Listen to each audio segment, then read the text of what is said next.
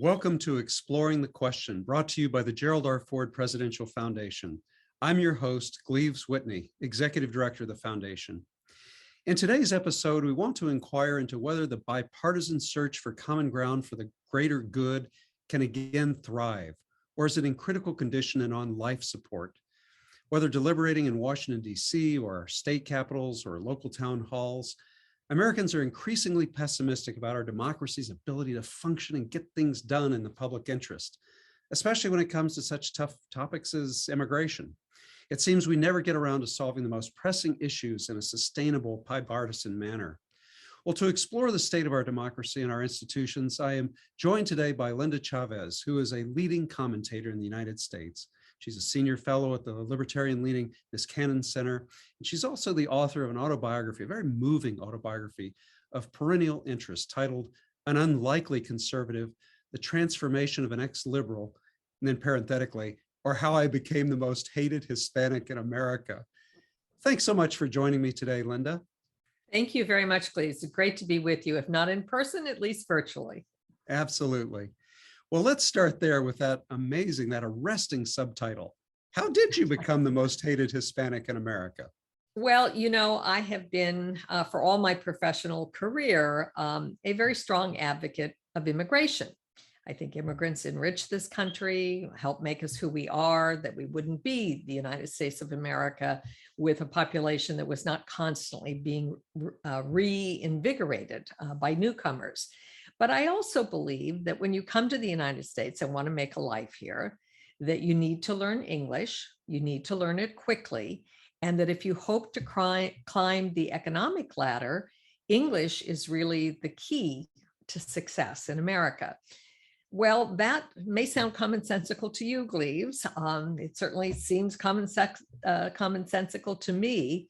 But at least for a time, there was a lot of pushback from Hispanic activist groups that were much more interested in preserving the Spanish language and the cultural heritage of new immigrants than they were in helping them become part of the mainstream of America. So I was, for a time, the head of an organization called U.S. English, which advocates English as the official language of the United States. But I also was a very big critic of bilingual education because I thought it was neither bilingual nor education. The kids who were being put into programs, sometimes being put into programs in Spanish when they didn't even speak Spanish at home. And the teachers who were teaching them were often not fluent in Spanish either.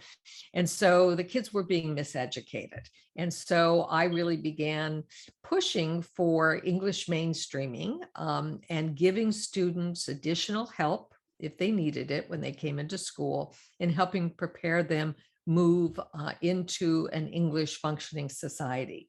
And that was, back in the early 1990s, a very controversial position. And so my book, my first book, was Out of the Barrio, and it was about the assimilation of Hispanics in the US, but it was not taken favorably by many of the advocacy organization. And I was dubbed the most hated Hispanic in America by Hispanic Magazine. I was put on the cover as the most hated Hispanic in America for those views. Linda, this may be a good time for you to talk a little bit about your personal background, the family you grew up in. Probably people are asking the question, did you speak Spanish in the home you grew up in? And of course, I think you've got kind of a compelling story there. Well, no, I did not speak Spanish growing up. My grandparents spoke Spanish. My father, Rudolph Chavez, married a woman named Velma Lou McKenna from Wyoming. And I came into this world because of that union. And it was at a time in America. This is I was born in 1947, so this was the early 1950s that I started school.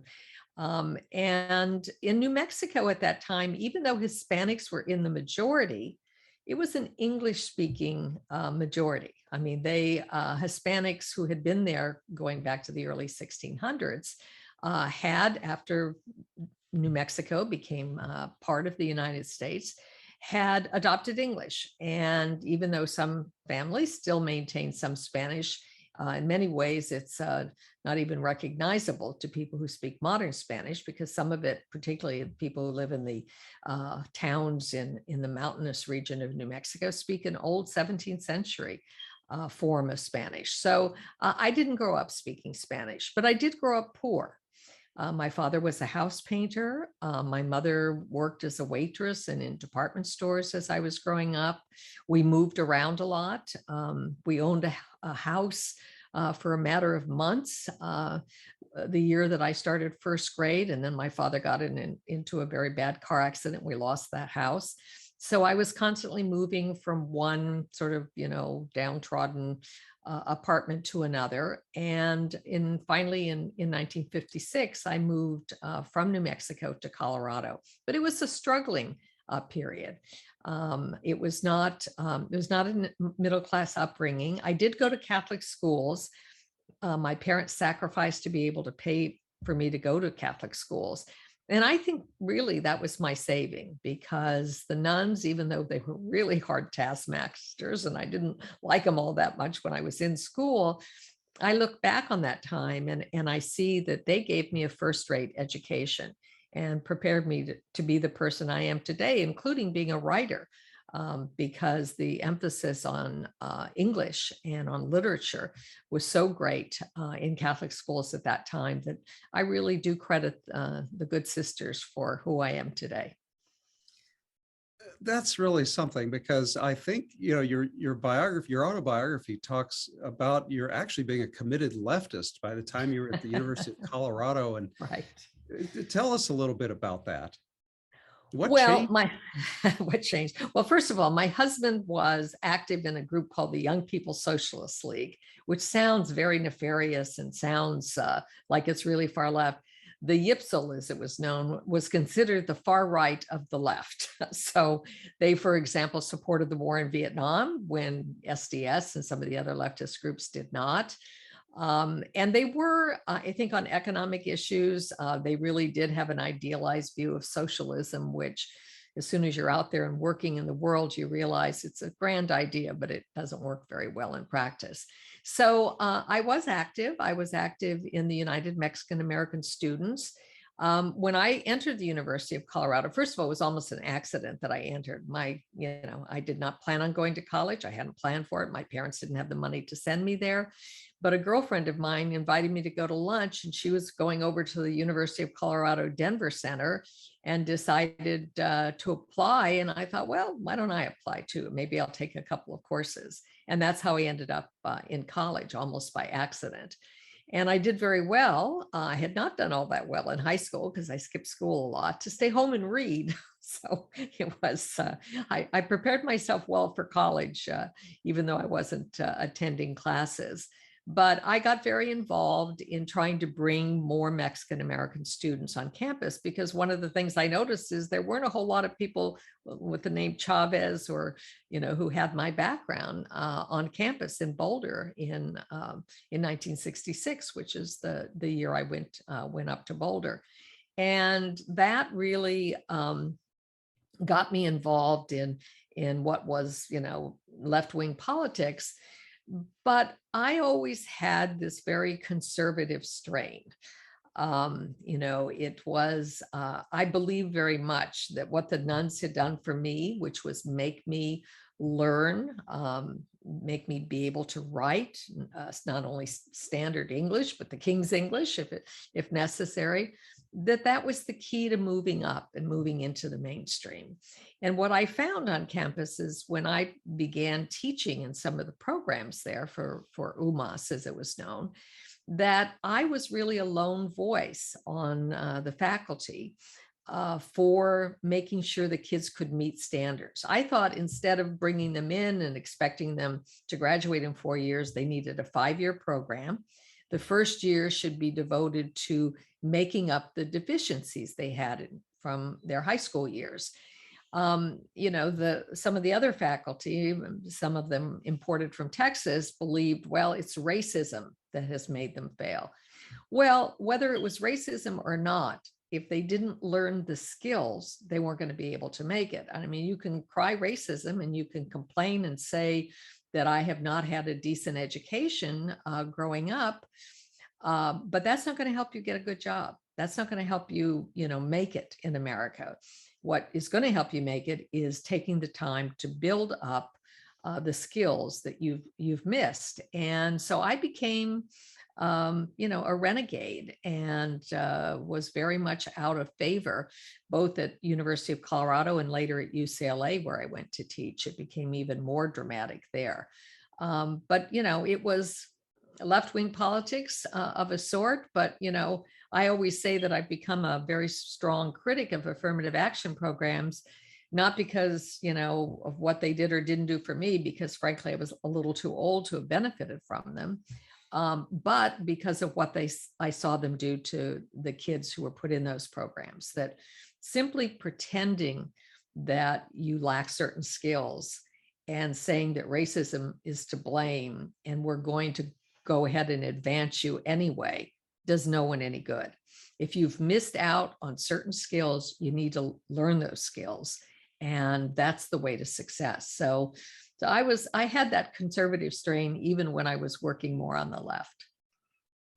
Well, in your journey from sort of the most right-wing liberal, I guess, or socialist or leftist you can think of, to being an unlikely conservative, let me ask, since I'm executive director at the Ford Foundation, what did you think of President Ford in this process a little bit later, if we move the story up to the mid 70s? Well, I have a confession to make. I don't know that I've ever confessed to this publicly, but I was on the Senate Judiciary Committee when President Ford was elevated to vice president. He was, at the time, the leading Republican in the House.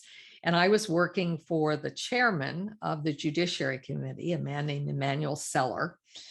And Seller knew that I was a good writer. And so I was tasked to write the speech in which Emanuel Seller cast his vote against Gerald Ford for vice president of the United States. But, watching then Congressman Ford and Vice President Ford, he was an honorable man who had conservative principles and who lived his life by those principles, and also represented his district and the American people by those principles. He was really principles driven.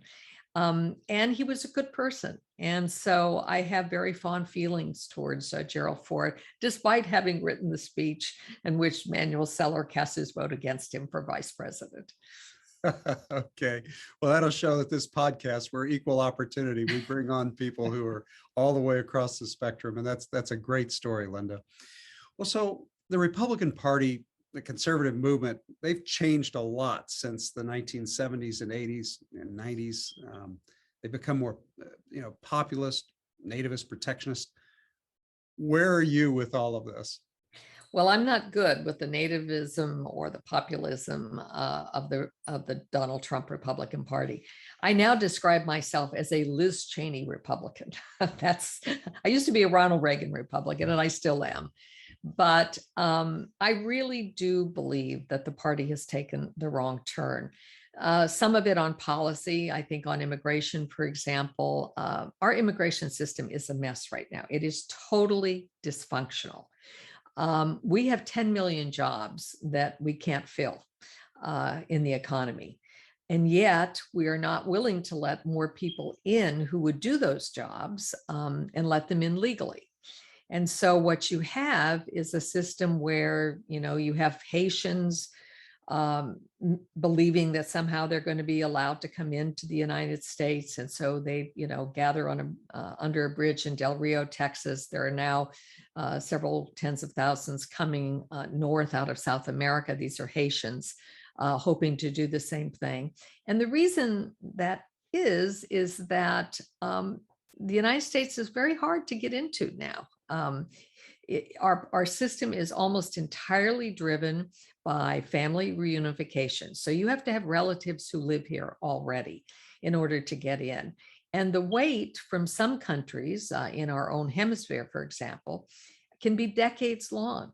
So that if you're a 20-year-old man and you want to come and work in the United States, build a life here, you may not, even if you have, for example, a brother, who's already here in the United States, you still may not be able to make it in in less than 10 or 20 years. Same if you're Indian. Indians have very, very long waits to come to the United States. So our system is broken. I agree with the Republicans on that. The system is broken. But the Republican Party has become a stumbling block to trying to fix the system, and to do it in a way that would uphold conservative principles, be market-based, focus on skills, focus on bringing people in that we need, and then helping them assimilate to become Americans, because that's the other part of the story. I still feel very strongly that once you get here, it's very important to move into the mainstream, not just for yourselves. It's certainly important for the person themselves, because they won't make a decent living if they don't speak English, for example. But it's also important for our society. We have been this huge melting pot or mosaic or salad, whatever the metaphor you want to use. But we've been able to take people from other places and make them Americans within a generation. And I think that is one of the most dramatic things about us as a country. It differentiates. It's what helps make America an exceptional place to live. The Democratic Party has changed significantly as well. And you can look at the rise of Bernie Sanders, for example, on the edge of the Democratic caucus in Washington. It signaled a populist turn as well. Where are you with the new Democratic Party? Well, I'm not with them either.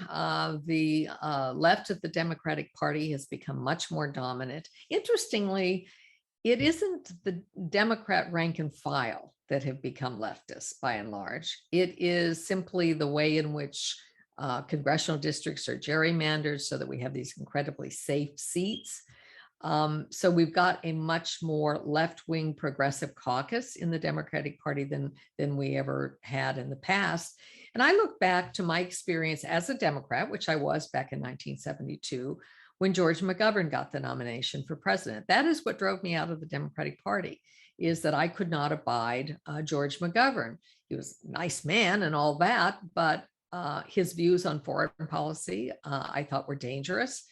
I didn't believe that he would be firmly anti-communist and push back and for American interests when necessary.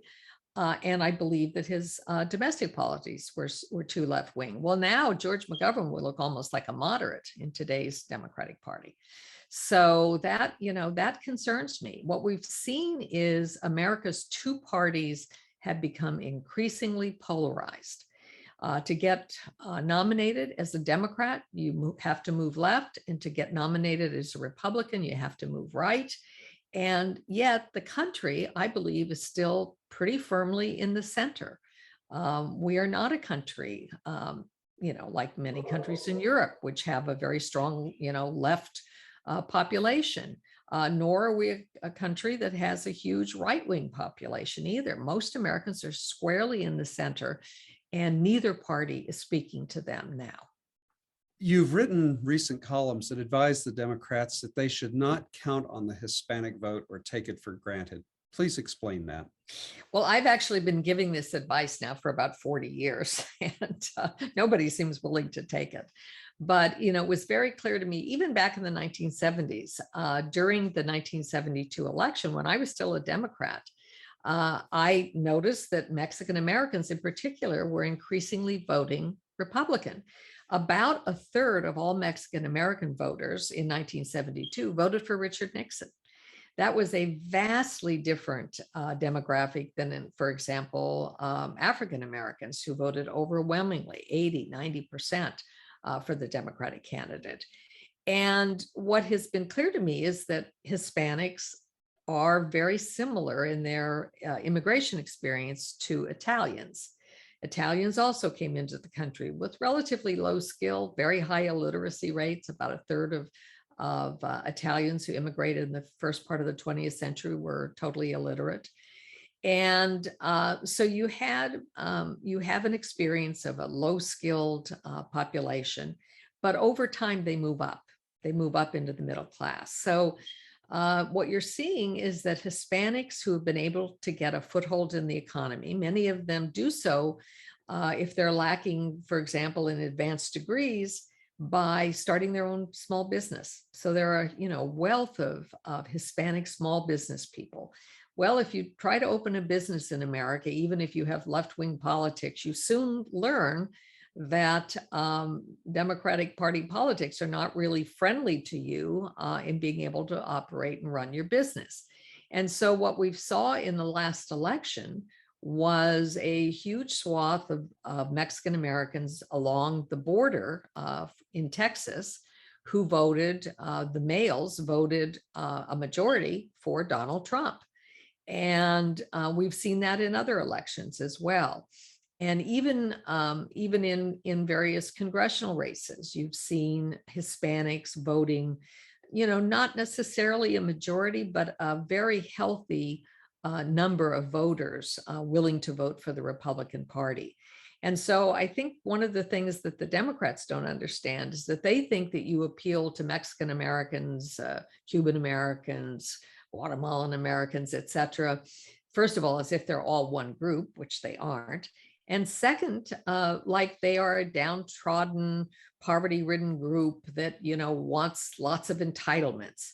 When it turns out, they don't want to pay for those entitlements. And they're busy out there working and paying taxes. Even immigrants who have not moved into the middle class come from countries where the idea that you get free money from the government, first of all, the government in those countries is often corrupt, and they don't like the idea. They came here in order to be able to work and make it on their own. And so they resent the idea of paying higher taxes for people who will not work. And so, it really is a fresh opportunity for conservatives, free market conservatives, to reach out to the Hispanic population, because they are there for the getting, as long as you're not also, speaking in very nativist terms or speaking in terms that sound racist and make people like them feel that they're not wanted here. You recently came to Grand Rapids. You spoke about the state of our American institutions. So many of them have broken down or been beaten down, and public esteem for so many of our American institutions has been going down. The polls show this. There's a cynicism out there. Saturday Night Live shows it. Whether you're talking about the presidency or Congress, media, social media, police, colleges, universities, why do you think so many of our institutions are under attack? Why is America having really a crisis now in its public life about our institutions, our history, and so forth?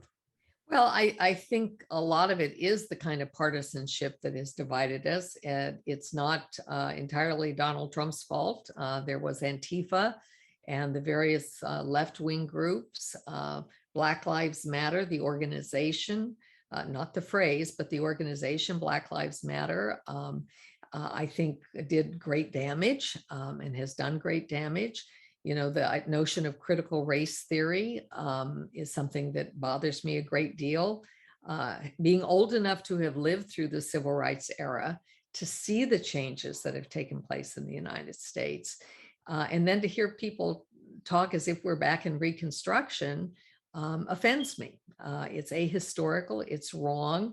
And what it does is it creates in people who, non-whites, a sense of victimhood. And I have never believed in being a victim. I don't think you get anywhere being a victim. As I was talking about earlier, in terms of my experience teaching students at the University of Colorado and UCLA, telling students, the man has, denied you opportunity, you're a victim of racism, that doesn't help that person. It really doesn't. It's not to deny there is not some racism out there. There are racist individuals out there. There are policies which harm people of color, but often the policies that do the most harm were put in place by people who thought they were helping. The welfare policy, for example, basically deciding that if you were poor, and if you were a poor single woman, the government would give you money, I think did a great deal to damage the American family. And, I think the system we have now to try to give a child care credit for work for people who are actually working and trying to make it on their own and give them some extra help is a far better way than the old welfare system. But look, it's there's no one person or one group that you can lay the total blame on. We have become a fractured society. I guess if I were to try to assess what has been most destructive, I would lay it on social media. I think social media has pulled us apart more than it's brought us together. It's one of the reasons I'm not really on social media. I don't tweet. I don't spend time on Facebook. I never did Instagram. So, yeah, it's a way for people to communicate things quickly, but you cannot communicate a complex thought in 224 characters or 220 characters, whatever it is on Twitter. And so I think that's led to a great deal of the polarization. And it's very hard to know how we get out of the mess that we're in right now. I don't see a whole lot of sunshine on the horizon. I think we're in a dark period, and I think we're going to be in a dark period for a while. Linda, in recent decades, one of the institutional responses to the failure of existing institutions, especially the academy, is the think tank. Mm-hmm. Tell us about the think tank you're associated with, the Niskanen Center. Well, I'm loosely affiliated with the Niskanen Center. I used to work more closely there doing my immigration work. But Niskanen was started by a fellow who came out of the Cato Institute. So he was very much libertarian. But it's a kind of center-right organization. And most of my dealings in the political world these days are in the center-right space. I write regularly for the Bulwark.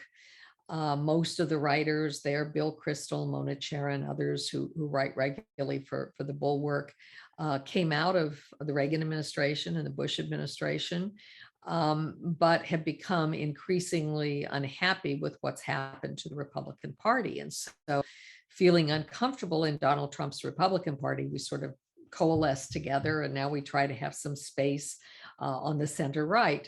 I work a lot with people on the center left as well. We, disagree adamantly on a lot of policy issues, but we do believe very strongly in the institutions that undergird our democracy. And I think what so many people don't recognize is that there really was a dramatic threat to those institutions after the last election. The President Trump was the first president in US history who refused to concede after losing an election. And the assault on the Capitol on January 6th, the stop the steal rhetoric that has become so pervasive on the right, does great damage to our democratic institutions and to a belief in democratic government. I mean, if you can't trust our elections, if you can't trust that when people go to the polls, that their votes are going to be counted, they're going to be counted appropriately, they're going to elect electors who then, choose the president of the United States after, hundreds of complaints and challenges and several dozen, I think there were some 50 or so lawsuits brought, that if you can't trust what you're told, you can't trust that the election was fair and free. There might have been minor incidents of votes cast, but nothing that could have had any impact on the outcome of the election. Once you lose faith in that, you've lost faith in the bedrock of democracy. So I'm willing to work with people whom I disagree with on policy to try to ensure that those policy decisions in the future are going to be decided by people who were fairly elected in our democratic system. You have experience working with people in the center-left space. What advice would you give to young people or young leaders, emerging leaders in formation who would like to know exactly how you do it? How do you get it done when you are working, if you're coming from a center-right space, you have to try to find common ground for the greater good in that center-left space as well. How do you do it? Well, I do think there are, a proliferation of new organizations out there in both spaces that you can reach out to. The biggest thing that I tell young people is that it really is healthy to listen to the other side. That when you read, your newspapers or your blogs or your Substack, sample across the spectrum. Don't just read people who agree with you. To me, as someone who has debated, through much of my career, I couldn't be an effective debater if I wasn't familiar with the arguments of the other side. So I tell people, not to put on ideological blindfolds or blinders. Don't be looking tunnel vision and only willing to see what you want to believe. It's really important to read the other side. I mean, I have never been someone who stays totally on one cable news channel. I move around a lot. I read a broad spectrum of newspapers and magazines. And I do so because I think it's important to see the world from different angles. I think it's not helpful in particularly for young people in forming your views to just go out there and pick people that, you like what they say. And so you're going to just keep reading them. It's good to have a broad vision. I think you've just given us a little bit of insight into the sympathetic kind of person that you are. Your sensibilities are very broad. You can identify with people who disagree with you, and not just on an intellectual level. And Linda, I can't help but think it goes back to your autobiography. The fact that in your autobiography, you really lay bare the hardships of your early life. And I imagine that would make readers sympathetic. Does the fact that your early life is out there make it easier to find common ground with people with whom you disagree? Well, I don't know that it's, I do think that my upbringing made me very aware of things that, you don't necessarily associate with a successful upper middle class former Republican woman, member of the Reagan administration. I did grow up poor. I did grow up with hardship. My father was an alcoholic. We struggled a great deal. I lost my sister at the age of 6 when I was 12. And all of that, I think, made me aware that the choices you make in life have meaning. But they also made me aware that being born into a certain social class is not destiny.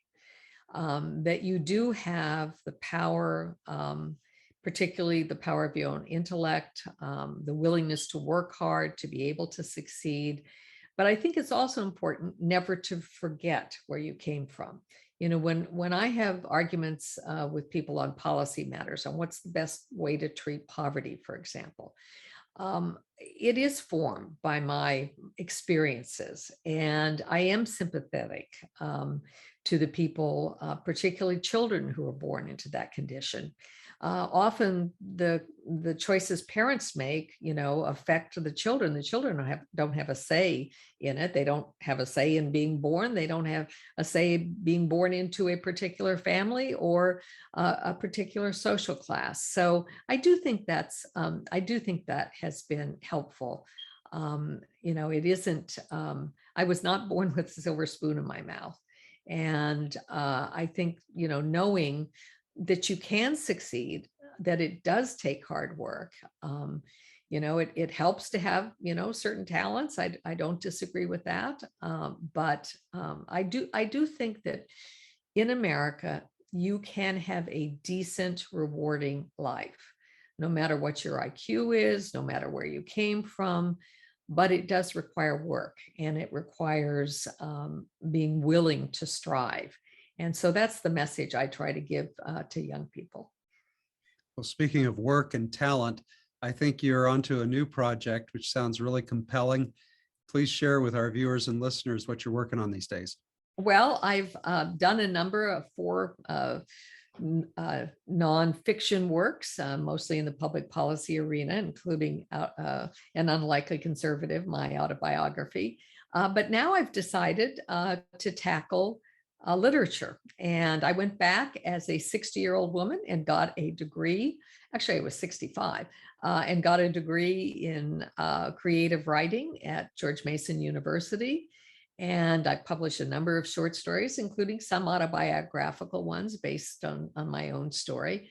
But I'm now working on a novel that takes place in Spain in the late 16th century and has to do with my family, because I discovered a few years back that my family were converso Jews who left Spain because the Inquisition was hot on their trail. So I have recreated in fictional form that 10 years just before they left to come to the New World from 1587 to 1597. And I'm almost finished with it. So I hope that I'm able to find a publisher, and maybe it'll be available in stores over the next year or so. Looking back on your family's experience, do you have a basically hopeful attitude? I mean, you expressed a lot of concern earlier in our conversation, but you've also expressed hope.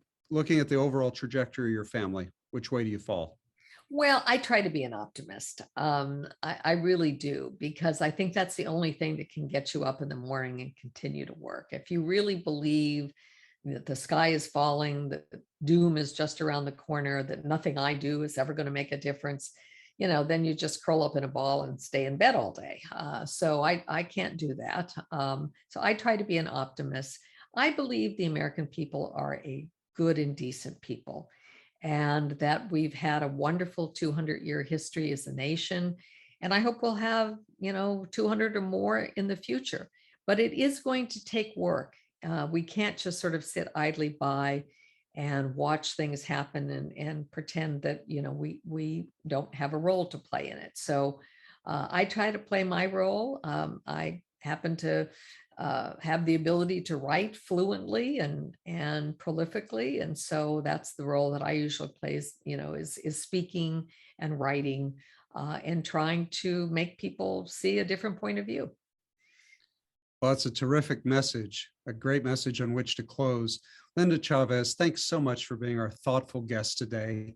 You've helped us grapple with our dysfunctional democracy and brought some measure of hope to the better angels among us.